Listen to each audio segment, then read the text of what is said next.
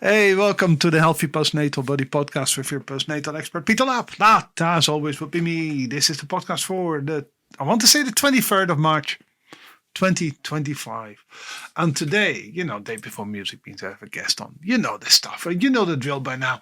I'm talking to Kayce Hodos. And she is a licensed clinical mental health counselor and a perinatal mental health specialist. We are talking, yes, this is another mental health one because I'm big on this type of stuff. We are talking about mental health prep, the missing piece in pregnancy preparation, as Kayce calls it. Why mental health prep is as important as learning how to install a car seat and all that type of stuff.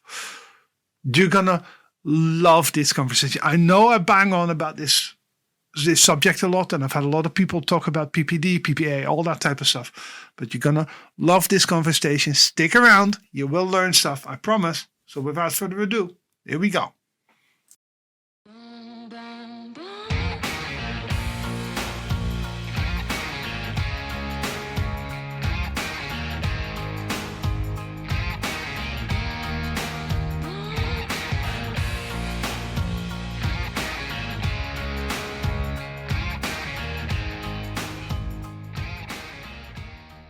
One of the interesting things, because like I said, I've done a few of these, but one of the interesting things that you talk about is you talk about the importance of mental health prep before giving birth. So why is it so important, and where do you even start with that?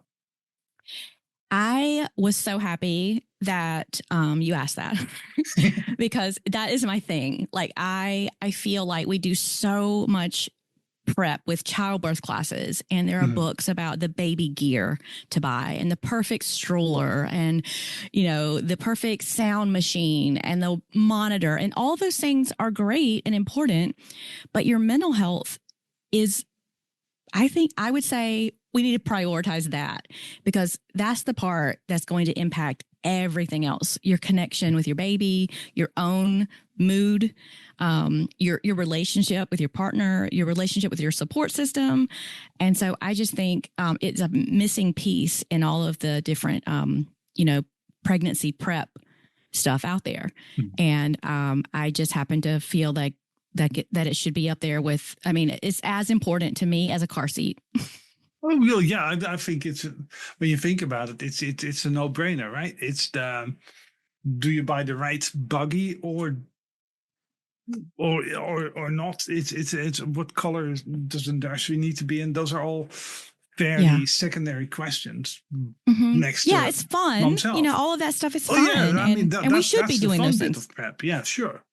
Yeah, and I like the car seat analogy, because a car seat, a car seat is preventative. We don't install a car seat or wear our seatbelt because we're planning to get into a crash.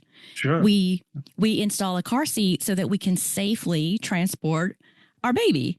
And your mental health prep, I see that as kind of like, a safety belt for the road ahead after baby comes. So I like that analogy, because we don't do a lot of prevention in like Western culture. We kind of wait until something goes wrong and then we want to fix it. But I think when it comes to postpartum mental health, and even mental health during pregnancy, I think as prepared as you can be is the way to go. And being proactive can really make a huge difference. Oh yeah, no, for sure. And I think you're completely right with regards to we do tend to be quite reactive when it comes to all that type of stuff. We're very much used to seeing a doctor when things are wrong, rather than right. Well, I've got private healthcare, which in the UK not everybody does. But I phoned my insurance company the other day saying I'm 50 years old. How's about we do a little MOT, a little health, and they're like, no, there's nothing wrong with you. We're not paying for that. But this will save you money if everybody just goes to see, gets checked out first, and that sort of thing. And we just don't do it unless you pay for it from your own pocket. So where do you start? Because there's a lot. People don't like to talk about it, but postpartum mental health issues are much more common than people think they are. Yes. And that's that's important, I think, as kind of a starting point, is just to educate yourself about the statistics. And we think around 1 in 4, 1 in 5 new moms experiences depression. And it's probably higher because, like you said, like For people sure. don't want to talk about it, and people underreport, and moms put themselves last, especially after the baby comes, Yep. right? It's all about the baby gaining weight and eating and sleeping and all those things. So, but yeah, and 1 in 10 new fathers experience depression. So it's happening to everybody. And so I think that's really key too, to remember that it's not just the mom. It's a huge adjustment for partners as well. And so, yeah. And I think communicating about that stuff, just educating yourself, like I said, and communicating with your partner and with your support system about, hey, we are about to go into the biggest transition of our whole life. And, what do we need to set us up for success? We need support. That's another thing people don't want to do. It's very difficult to ask for help. So I think along with that communication piece is also accepting that this is going to be hard. It's hard to reach out for help. We don't have our village like early humans had. And people are spread out all over the place. And a lot of people don't have that built-in family system to watch out for each other. And some people don't even have a lot of friends who can come up. We're just so isolated in our modern, living arrangements that, and so I think we have to accept that, like, okay, this is going to be uncomfortable. This is going to be hard. Those are feelings. And I can notice those feelings and still do the hard thing because it's what's best for me and my family. Sure. Because it's interesting because it's when I always talk about this when it comes to postpartum mental health, when they're not, it's not just underreported. And it's interesting that you mentioned the dad in this because there is a biological element to postpartum depression, postpartum anxiety, especially in the first few weeks. The massive hormonal changes are a real shock to the system. Yeah. And the reason, and I always point this out, the reason in the UK you have a 6-week checkup, right? Postpartum, a 6-week checkup at the GP. And I always point this out. The reason it's at 6 weeks is because when the doctor asks you the question, are you thinking of killing yourself? Because that's fundamentally what that checkup for mom is about, right? It's all about the baby. And then, by the way, are you going to want to kill yourself? At that stage, it's a bit more settled.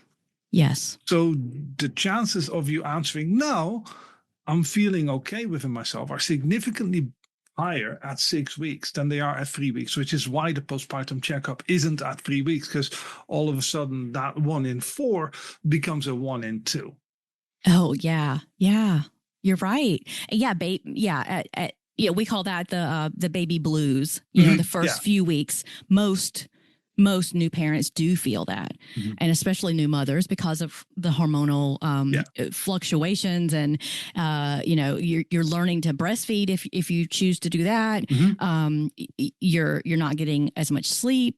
And so, it's totally natural to be tearful and kind of sad and kind of just down in the dumps and blah. And you've had this huge change in your life. But as time goes on, you kind of are starting to get the hang of it. Not that you have a schedule. It's still very hard and you're still not getting a lot of sleep at 6 weeks, especially if you're breastfeeding. But things are starting to kind of, you're starting that adjustment process. And so that's a really good point. You can see the end, the light at the end of the tunnel a little bit, so to speak. But I always think it's important to point out that even that almost no matter what prep you do, right? Because you can be as well prepared as you could possibly be. If that first 3 to 4 weeks, if you don't have the support that you spoke about, like I just did it's not out yet. As we're talking, just for the listeners, this is the 21st of Feb, and on the 23rd is an episode I have coming up with Brian Crawford about traditional Chinese medicine and their habit of sitting the month. Right? I don't know if you're familiar with it, Saya Zhu. I've done a ton of episodes on this with various experts. They basically have a mom needs to do nothing period. And loads of cultures have this. Mom has 30 days where the family takes care of stuff. And that doesn't mean that so the families are cooking it or you have special nurses that help that as well. They do the dishes, they do the washing up, they do the cleaning, because all mother has to do is focus on her recovery and her bond with the baby. And in the West, I mean, we have none of that stuff. No. Yeah. I'm so glad you brought that up. Yeah. There's a lot of great things about Western medicine and Western culture, right? Like I love all my creature comforts that I have in a Western culture, but we have a lot to learn from those other cultures that really take care of mom and prioritize her job. Her job is to bond with her baby, to take care of herself, to recover, to learn how to feed her baby, and to rest. She grew a human for 40 weeks. And we like to say 9 months. It's actually 10 months. That's another lie we tell, right? Yes. Very much so.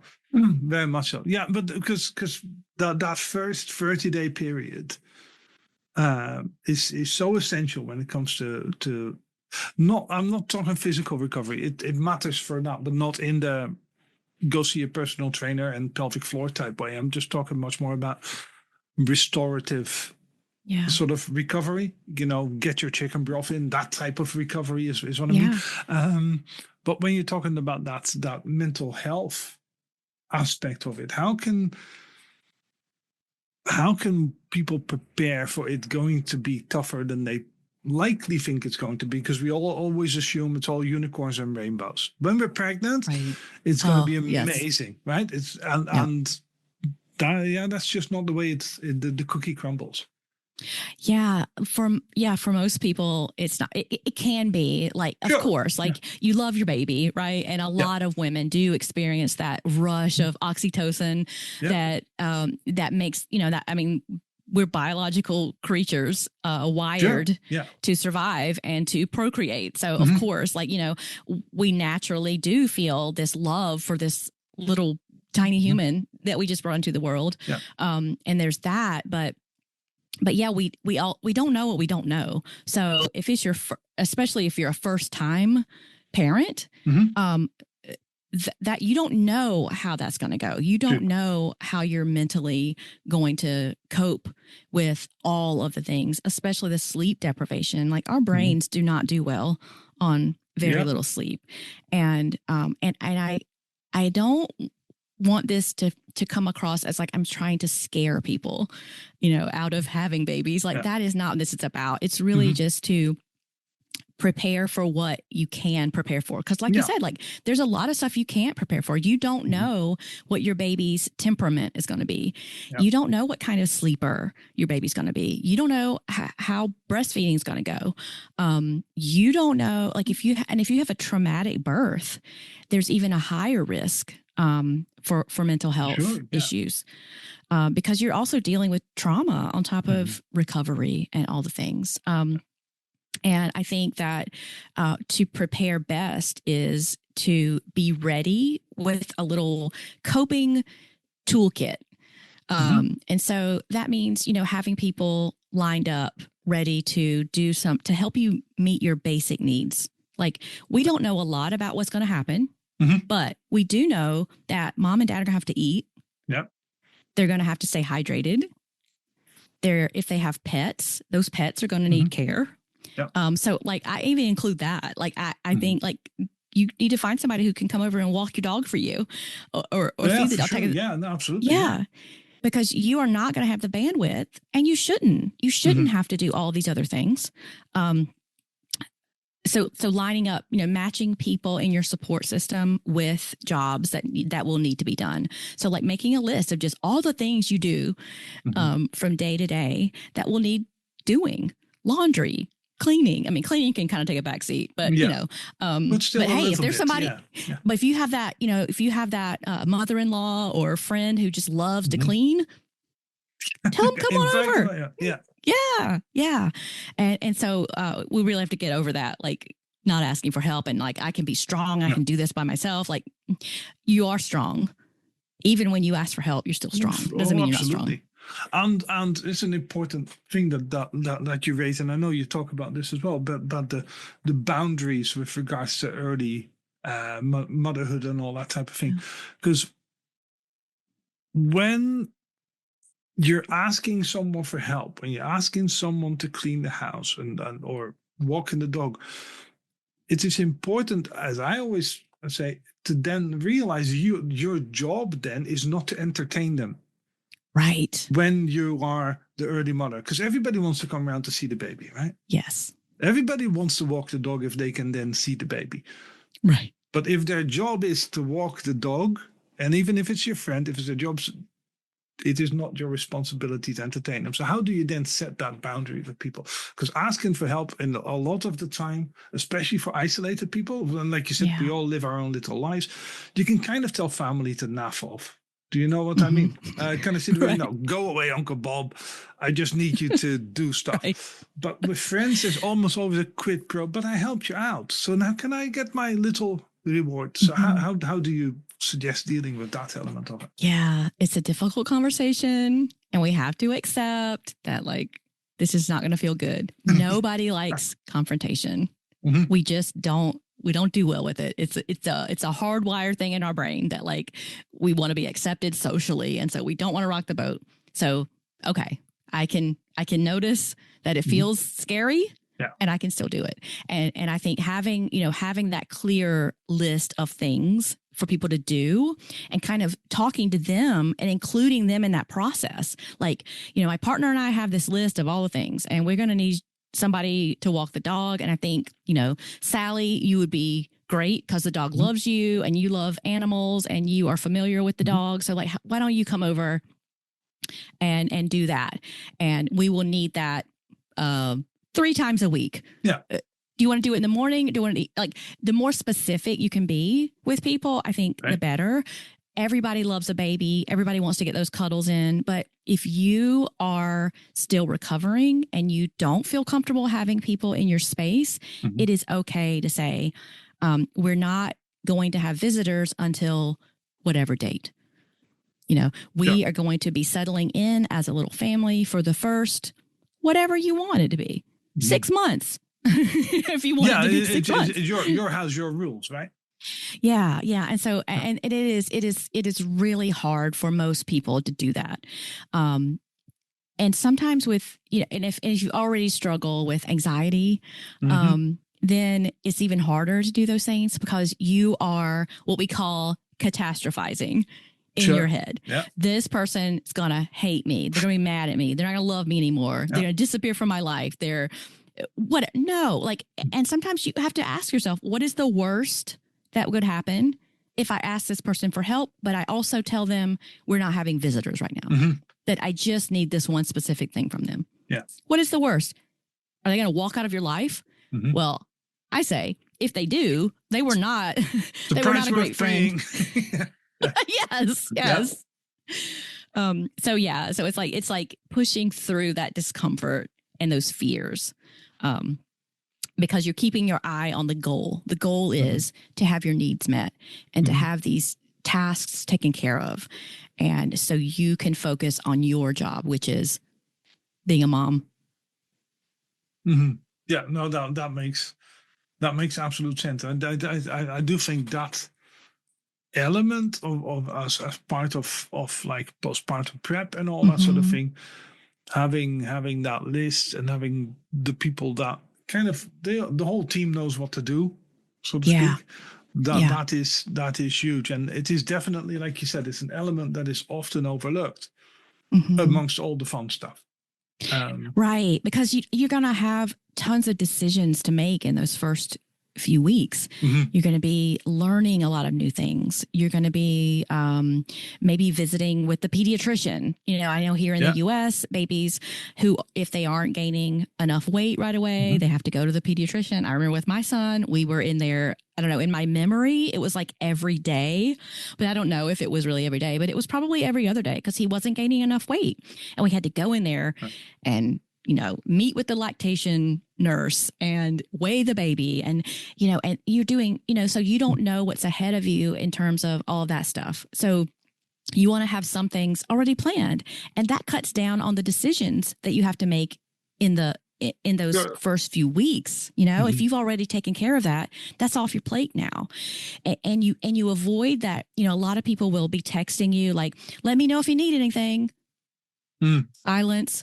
And it's like, oh, I got to come up with the thing that they can do for me, or otherwise they just come over and they just want to see the baby. And so if you have already done that homework ahead of time and you've already have a plan, then you don't have to worry about those vague offers of help. You've already told people like, this is what we need.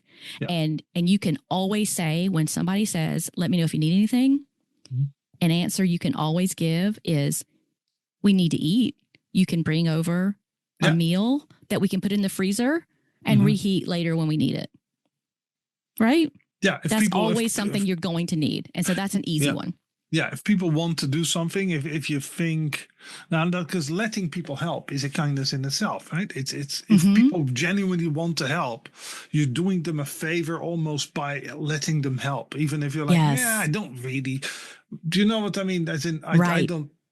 Aunt Sally, to stick with the Sally name. I hope you don't have a friend named Sally, otherwise we're in trouble. But Aunt Sally is a lousy cook, but she means well. And at some stage on a Sunday when we're all tired, her soup will actually do. So then it's a kindness to say to Sally, actually, Aunt Sally, can you make us that soup you make? Right? That's that type of thing. Even though you're like, oh, God help us, right? It is part of the cultivation of the village. Requires a little bit of sacrifice from us as well, even though we're not necessarily that desperate for to have certain people certain in our people life help. in our space. Because you know what family is like, right? Family, it's still family. It's says the guy who moved hundreds of countries away, right? so do as I say, don't do as I do, people. Oh, well, we don't get to choose our family, right? No, exactly. So so and that's a good, you bring up a good point, because not everybody in your family or your network, not everybody's going to be the people that you want to help you, and that's okay too. That's all right. You can have those people send you a DoorDash gift card or Amazon gift card for diapers. There's probably something that person can do, and they don't have to be in your home to do it. True. That's a good point, because like you said, that idea of space is absolutely huge. So how much of this? Okay, so we've done that part of the prep, which is still very practical, right? We've done, by doing that prep, we've made our postpartum life significantly easier, because all the mundane stuff doesn't need to get done anymore. But of course, there is a huge, first of all, there's a huge genetic element to postpartum mental health and all that sort of stuff. I've had several clients that worked with me that were on their second or their third child or something like that, and they know it's coming because they experienced it with their first, right? And the first kind of tells you, and I don't know if anyone listening to this is aware, everyone listening to this is aware of it. The first one kind of tells you how the second one is likely to be, the experience. It doesn't mean for sure that it'll be a carbon copy of, but chances are significantly higher. So when a lot of people are of the, I'll cross that bridge. I've done the easy prep, and now we kind of know that it's coming. Won't that maternal instinct type that I'll figure out what to do. I managed it with my first, right? I plowed ahead. I struggled on with my first because I never asked for help. What is your advice to someone who's in that mind space, in that headspace, so to speak? Well, I think it's really important to take a clear, honest look at your risk factors. I see that as a risk factor. Yeah. That if you already struggle with anxiety or depression, or you have a family history of mental health issues, then that puts you at a higher risk of having postpartum mental health problems. So, and your partner, same goes for him or her, that person. So really, like, just being honest with your reflection on how you've dealt with stress in the past. And certainly baby number two, like you kind of, at least a little bit of what to expect. But with postpartum mental health, it can happen with the second, even if it didn't happen with the first. Yes, of course. And I think, we gear a lot of this information towards first time moms, but exactly. It really is important, no matter how many you've had before, to just be aware that this could happen. And so, and also, like, just thinking of, like, what have I done in the past that's similar? So if you're on number 2 or 3, then you've had a baby in the past. So, like, remembering what was really hard about that, and what do I remember I really struggled with. So just, reflecting on that stuff, and what could I do this time around that might help a little bit with that.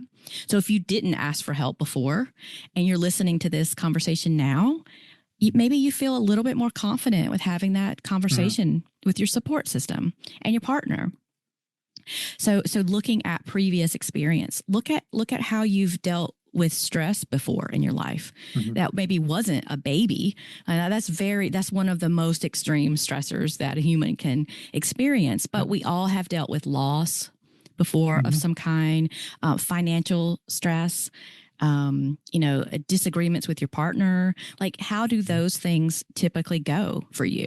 Well, how do you cope with those things? And that will inform your choices moving ahead, because you're probably, if that's your if your typical coping skill is to withdraw from people and not ask for help and just, power through, that's probably what you're going to do this time around. And that may not be the healthiest decision.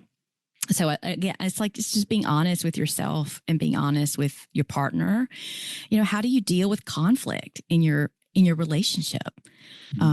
Now add sleep deprivation to that, and not knowing what the hell you're doing. Add that to the picture, and maybe partner going back to work. Now I know in the UK you guys have an excellent paternity leave. It's a little bit better than in the States. Yes, little bit. Yeah. You have it. Yes, exactly. One, yeah, right? we have but paternity leave is slightly different. But yeah, we're not up there with Norway, but we're miles ahead of the US. Yeah. And so, people in the US, their partner, they may not even have maternity leave. They may be out of work and not getting paid. And so most places have some type of leave, but it may not be paid. And then your partner may feel like, kind of rushed to get back to work. And so you may be alone. So just all of these things are, planning ahead for that stuff, and planning ahead for communicating to your partner. What are we going to do when the baby is sick? What are we going to do when one of us is sick? And we're not at our, at our peak performance level. What are we going to do if that you need like a solid 9 hours of sleep every night to function? We need to figure out a plan for you, because you're not going to get that. I would say probably in the first, at least like 12 weeks. Around 12, 13 weeks, babies start. Some babies start to sleep a little bit longer at a time. You might be lucky. Yeah. You might be lucky. Yeah. So even like planning for that, because all of this is part of your mental health. And yes, we covered some very practical things like matching people with jobs that they need to do and tasks that need to be done. But really thinking about your own mental health, and what are some patterns that you already know about yourself and your partner, and what can you do? Yeah, because that is huge. What you said earlier is the reflecting on what your previous birth experience was like. Because whenever I see parents with 3 kids, especially 3 is like the magic number for when things start to go crazy. As in that number is just too manageable. 3 is that's one too many, Right. and past that you're just in an You're insane asylum. outnumbered. Yeah, exactly. So it's the second one, because quite often, obviously, kids are born 2-3 years Mhm. after one another. Siblings tend to be in that kind of that Mhm. ballpark. So your life when your second is born is actually trickier because you already have a toddler, That's so right? true. And then you Yeah. have that toddler and baby. Congratulations. Right. And that is still those are two balls you can still juggle, kind of. Hmm. And then when you add, say, another couple of years, so then you have a 5-year-old, a 3-year-old, and a baby. Congratulations, and that's why most people with 3 kids are completely out of their head. Right.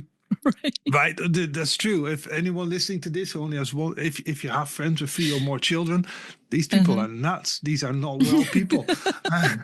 I love them Yes, reach dearly. out to those people and see if they need you, Yes, because they see probably if do. they need some help.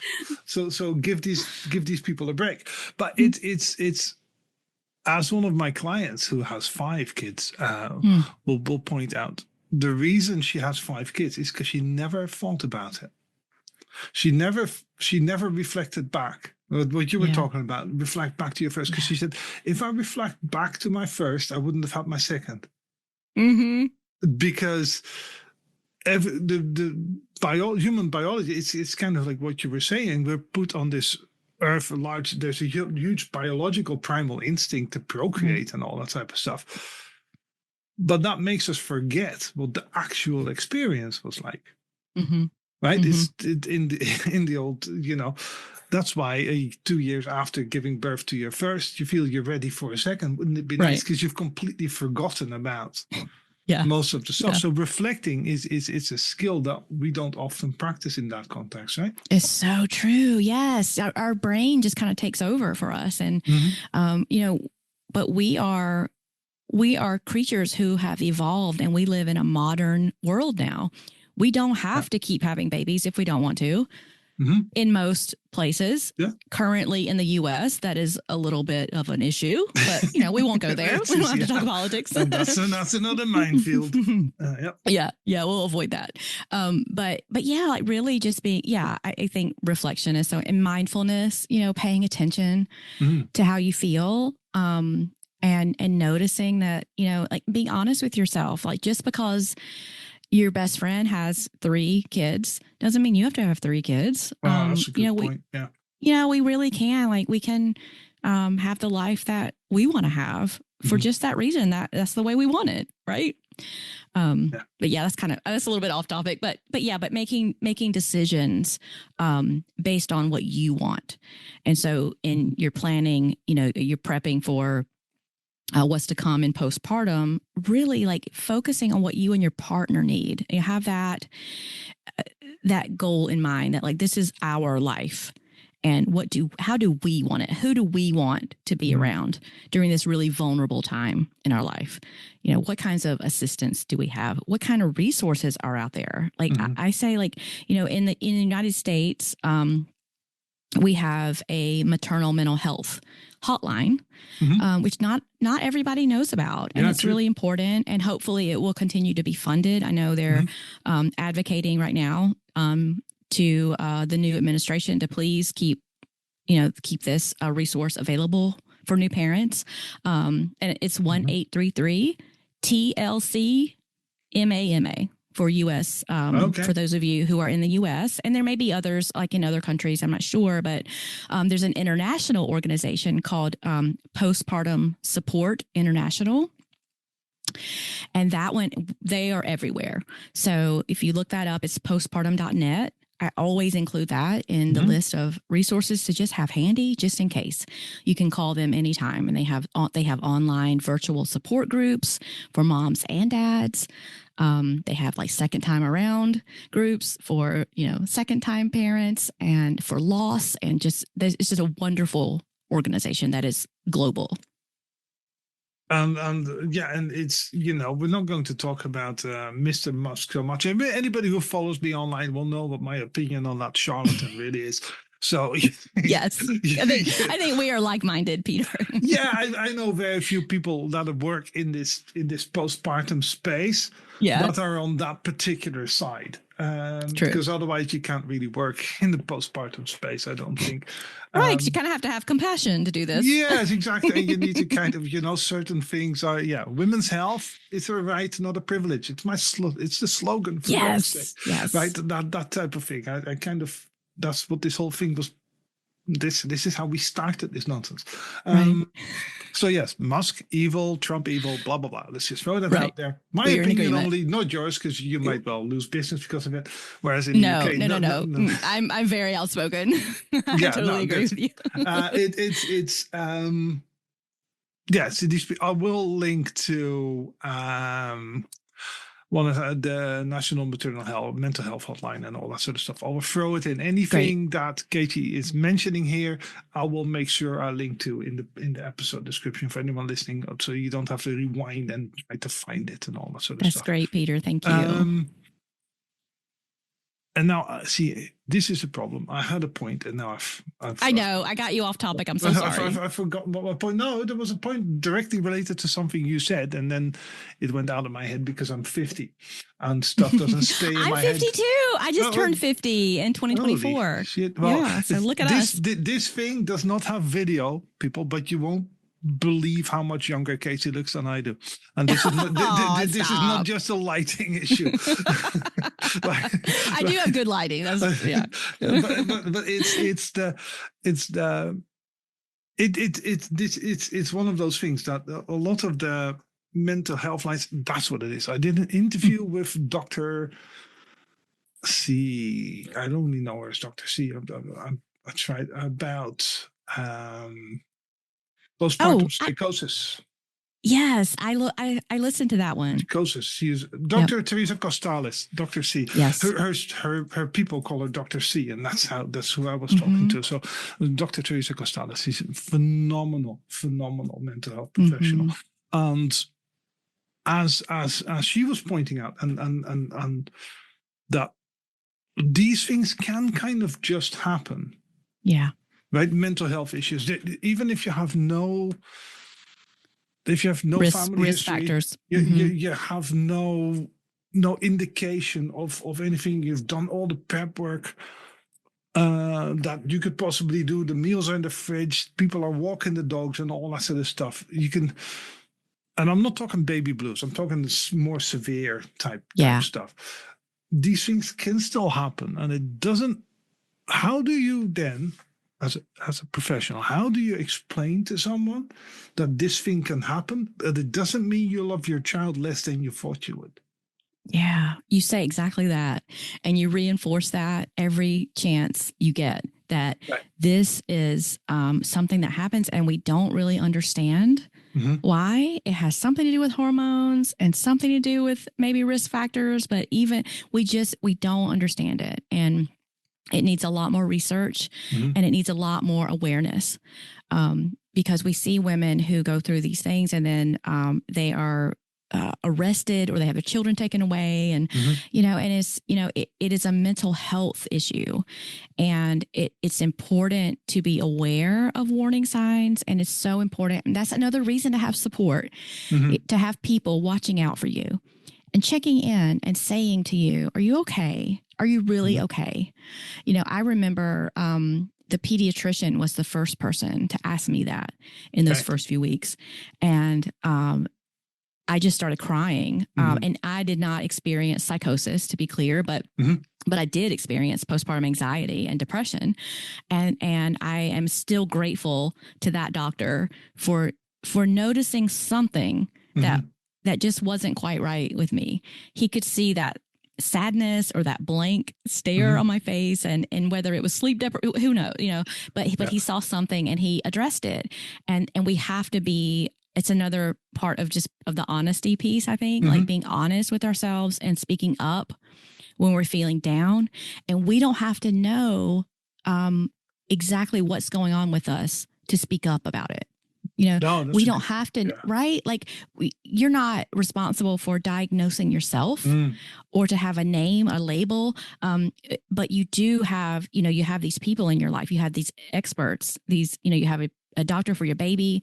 You maybe have a midwife or an OB, GYN. You have friends, you have a partner. And so, just it's being honest with these people that like, I'm not feeling quite right. And they can help you. And these numbers that we mentioned, these websites, and there's so many organizations out there that will not shame you. And the shame that may come up for you, remember, it's a feeling. It's a pattern of energy that your brain is creating for. We don't have to understand why. We can notice it and speak up about it. And that does not mean anything about your love for your baby. A lot of new moms don't even feel that bond with their baby. Yeah. And that is okay. You may not hear anybody else say that, but I'm telling you the truth. It doesn't mean anything about your love or your connection with your baby. And things just don't come naturally to a lot of us. And that is nothing to be ashamed about. If you don't look like all the new moms and the diaper commercials on TV, it's okay. Yeah, no, and that's a really great point, because I always used to compare it to and I love comparing having babies to getting a puppy, right? Just because it drives people nuts when I do. Yeah. Right? It drives people but it's so true, Peter. I'm with you. Yeah. I love the look of puppies. You can put any puppy in my lap and I will want to take it home. Right? I don't have that feeling with babies necessarily, but okay. Puppies are cuter than babies. Let me just put it that way. Yeah, exactly. But there is not necessarily a connection you feel straight away with a puppy. In the same way that love at first sight, I think for most people, that's hogwash. It's not a thing. Even Hollywood tells you it is. But if you, like myself, I've been married for 18 years. I worked with my wife for a few years before that. There's no love at first. It's not I saw that woman and I immediately knew I would end up blah, blah, blah. Right. That type of That's Hollywood a pure stuff. fantasy. Yeah. It's not. Babies are not that dissimilar from that. Right? Building a relationship takes time. And even though you have that, sure, you might have that biological connection, as in this is mine, I need to protect it. That's that type of thing. But this is mine, I have to like it or love it, is a completely different. Yes. Same goes with toddlers. Am I right? Well, toddlers, yeah. I mean, even teenagers. I think. Yes, I have a 13-year-old. I am very much in the babies. Yeah. Camp, right? They're fine, but also because obviously as a postpartum personal trainer, it's what I do a lot is I'm really often, when you talk about isolation, quite regularly, I am the only person, non-family, that a lot of women see throughout the week. Because I go to their house, I'm the only outsider that comes in. I'm there for them. I'm not there for their kid. I don't. If I ask you how the baby's sleeping, I ask that to find out how you're sleeping, not because I genuinely care how the baby's sleeping, right?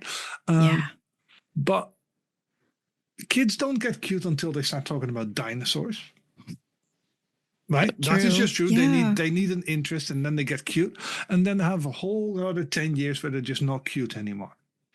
We are telling the truth on this show. We're not lying here. Right. No sugarcoating. No, I mean, kids are just, you don't have to like every single one of them. Because a lot and some of babies are really difficult. Some babies are colicky and they are just, and they don't have any words. They have zero skills. They have zero, they are completely dependent on their parents for a long time. Humans, we're very advanced creatures. We have our big brains, but when we come out, we come out way too early. In order for our brains to grow and be big and smart, the baby comes out like at least a trimester too early, right? Yeah. So yes, of course. Yes. You see these YouTube videos, so cute, little giraffes popping out and then running around in a few hours. They know how to do everything. Yeah. Humans don't walk until at least a year. Yeah, Most humans babies, are completely, right? yeah, most babies are completely useless when they're born. Yeah, Yeah. absolutely And true. the grown-ups around are responsible to read the Yeah. cues. What's going on? Is this a cry that means they're hungry or they need to be changed, or is something wrong? It's really it's really stressful. Yeah, So give yourself a and break, all you new parents. exactly, and it's exactly like you said. It's you have to learn the language of a human being that doesn't speak any language yet. Right? Right. When you're talking about, does this cry mean hunger? Does this cry mean sleepy time? Does this cry mean that kid crying at you? Oh, knows what it wants, but it has no idea how to relate that information. Especially again, like a puppy, right? Yeah, they have again, like a different puppy. barks and cues. Yeah, you have to that kind of need to figure go it out, or they need to eat. They need water.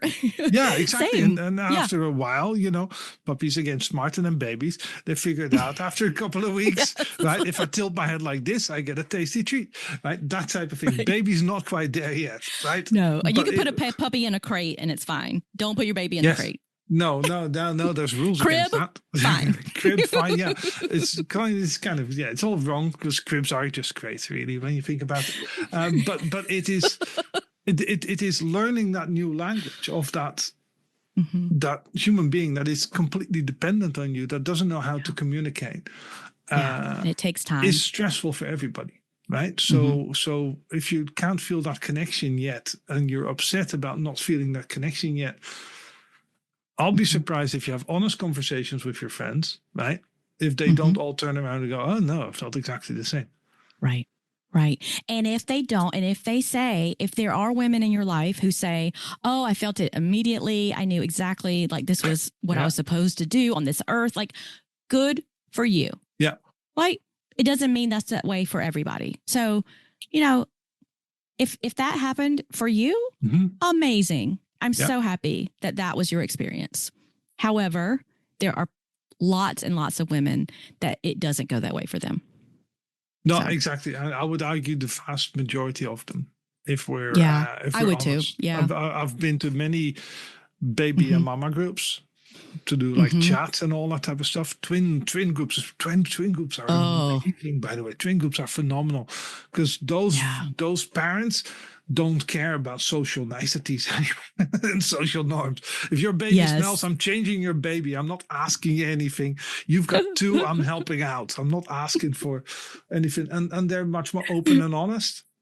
Yeah. Because they're all sitting in the room going, this sucks, doesn't it? Yeah, I never wanted to. Because nobody They have been pushed to the point where it's like no holds barred. We are telling the truth. Yes, exactly. Yeah. And they're wonderful. So if you have a parent of twins in your life, they're the people you talk to about what early stage parenting is really like and what it really feels like. Because that filter is gone. They've been too busy for X amount of time that they don't need to. Society doesn't expect them to lie. That's what I'm saying, right? Oh my God, you're so right, Peter. Yes, great point. Great advice. Because if someone says I'm pregnant with twins, people go, "Oh, sucks to be you," right? Fundamentally, this is gonna blow so hard. That's pretty much what they're going to tell you. So when the parents then turn around and go, "This is really difficult," everybody goes, "Yeah, I told you." Whereas if you tell got people, two of them. Yeah, so of course if you tell people, "I'm pregnant," it's going to be so nice for you. Congratulations. Right. That's a completely different conversation you're having. So again, it comes down one to is also challenging. One is plenty. I mean, one is enough. Plenty stressful. One is enough for most people. There's a reason most people only have one, is because that's how you can manage. And look, can I say one thing about the bonding with your baby? Of course. We know. I could just kind of like imagine that some people might be thinking, but isn't it important to bond with your baby? Yes, it's important. It's important to hold your baby. It's important to, for babies to have human touch and skin to skin contact. Yeah. Yes, it's very important for their brain development. But you can do that without feeling the emotional, connection. So I think that I wanted to just put that out there because a lot of times, and talking to your baby, people are like, what do I say to the baby? It's a baby. Like, it's just like, it doesn't even matter. you can be talking about the latest celebrity gossip or reading People magazine to them, or, just talking about anything. They just need to hear your voice. They don't know what you're saying yet. No, exactly. And they don't know that you're feeling like, I just wish you would go to sleep. Like, they don't know your thoughts and feelings. So it's okay. But yeah, still hold the baby and care for your baby, even if you don't, really feel like it, so that, I just want to say that, because a lot of people are like, oh, what about the baby's brain development? Like, the baby's fine. Yeah, it is, and it's exactly like what you said. It's the baby doesn't know what you're talking about, right? I find, and my wife would tell you this a lot, and I see it. I've got 3 dogs, so I walk the dogs a lot, and I talk to my dogs all the time. And my wife is constantly like, "What are you talking to them about?" These are the best conversations I have on a daily basis, because they don't involve other people. Do you know what I mean? I can have a conversation with a baby. Give me a baby, as in, Pete, you're stuck with this baby for an hour. Okay, I will crush that, and I will not stop talking for an hour. But I'm not asking for interactions for the baby. I'm just, I've got stuff I need to get off my chest, and I'm the only person who listens to myself every now and again. And the baby is just a vehicle. It's just a vehicle to allow that to happen. You don't need baby talk. You don't need kuchu gugu gaga, right? We can have fully grown, fully developed conversations, and the love will come. The bond will come. It takes time to build up, for sure. Yeah, so true. Cool. Oh, one more. Definitely. Sorry, I'm not hijacking your podcast. But I like to give people simple little nuggets that they can remember. So, because when things are crazy and you feel like you're going to lose it, like, if you just have something that you can remember from this conversation. Remember GPS. Just like, when you're mapping a location to get to somewhere you don't know where you're going.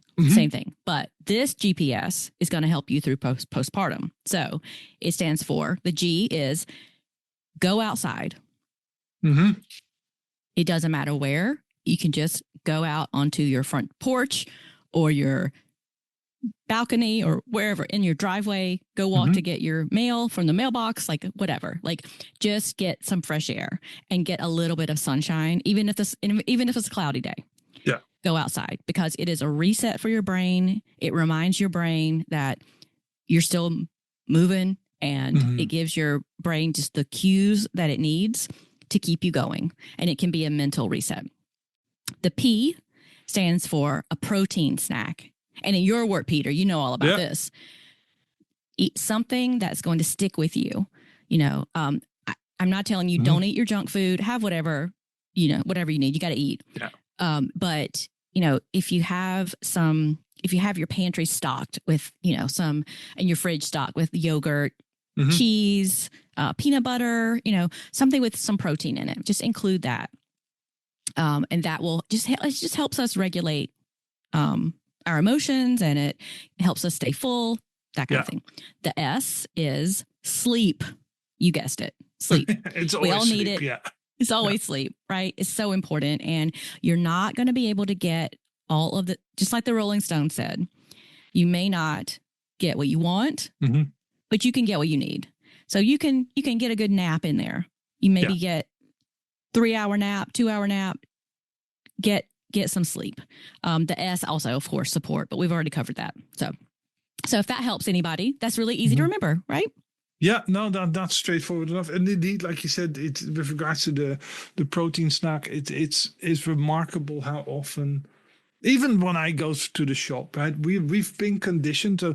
So when I go shopping, I go for the entire shop and I buy my fruit, I buy my veg, I buy all the stuff I need, and then I'm also kind of peckish.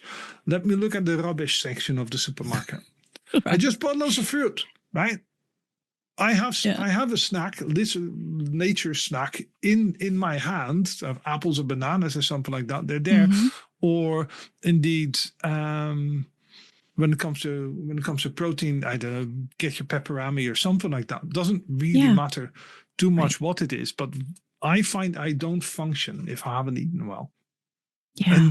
But that's, when you're talking about regulating your emotions, you're just not hungry. right? And that is kind of just preventing that snap that almost everybody has when they're sleep deprived and undernourished or underfed. Yeah. That is a huge thing. You'll be a better person if you eat well.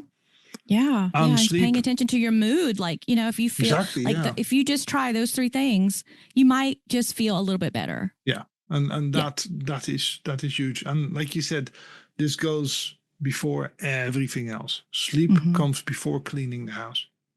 Yes. Right? The old, you sleep when your baby sleep. Yes, but I have cleaning to do. No, you don't. Yeah. Sleep first, and then if you have time left to do some cleaning, Right. That's a bonus. It's a bonus almost. Yeah. Yeah. Put yourself first for once. Yeah. In your life. Exactly. Yeah. Cool. On that happy note, was there anything else you want to touch on? We covered a lot of ground, I think, of probably offended 1 or 2 people. I'm going to get some emails about dogs again, but that's okay. That's okay. It is not at all the same. It is. I'm with you. It is very much the same. It is very similar. I will back you up. Yes. Cool. But there you go. Send all your emails to Kayce for the next week,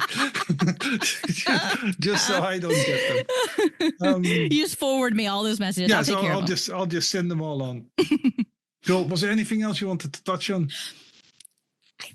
I think I talked about just about everything that I wanted to address. Cool. Yeah. Awesome. This was great. This was so fun. On that happy note, I will press stop record here, which, as always, is exactly what I did. Thanks so much to Kayce for coming on. I mean, I love Kayce.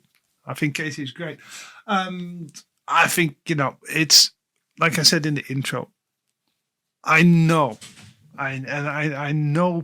people are fed up listening to me talk about this, maybe even fed up listening to people talk about mental health and all that type of stuff. But it is this is the bit that they don't prepare you for.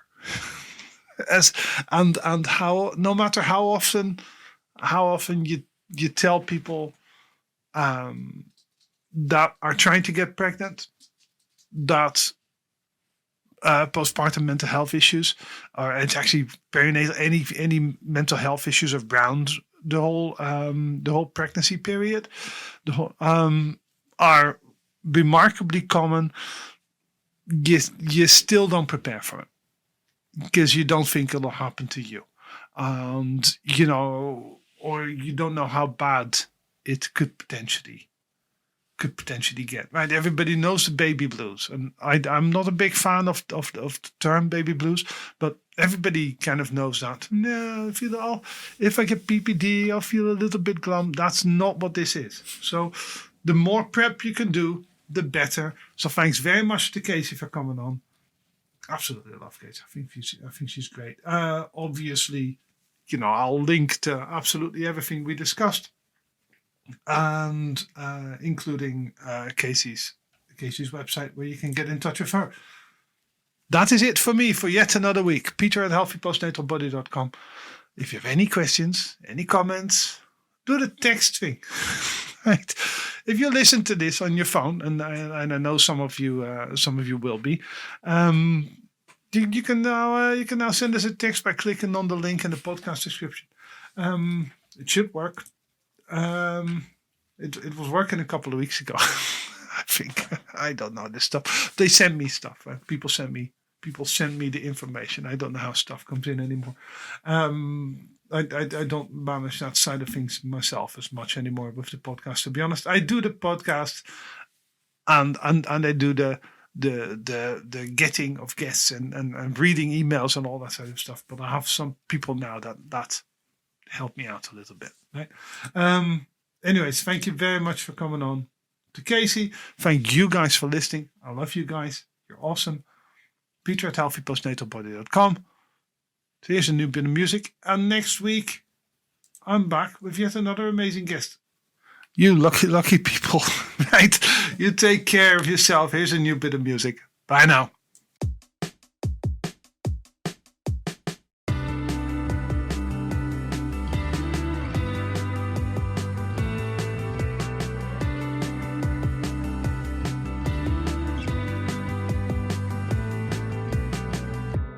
Change like the leaves in September. So cold that you freeze with the words of